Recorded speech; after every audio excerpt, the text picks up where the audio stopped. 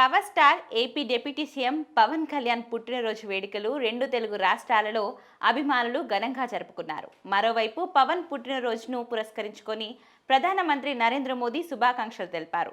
X వేదికగా post పెట్టారు. లక్షలాది మంది ప్రజల హృదయాల్లో పవన్ చోటు సంపాదించుకున్నారని ప్రధాని కొనియాడారు.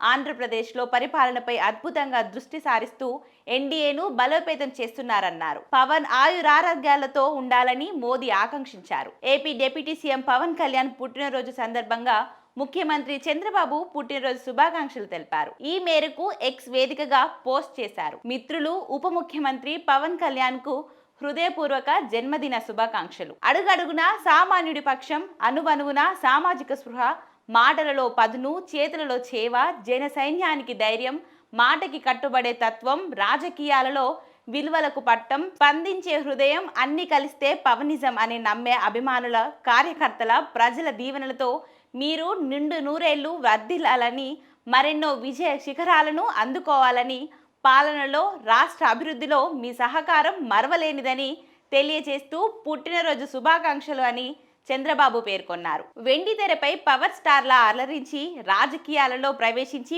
పీపుల్ స్టార్ గా ఎదిగారని మంత్రి లోకేష్ కొనియాడారు. పవన్ కు దేశ విదేశ అభిమానుల నుంచి శుభాకాంక్షలు వెలువెత్తాయి.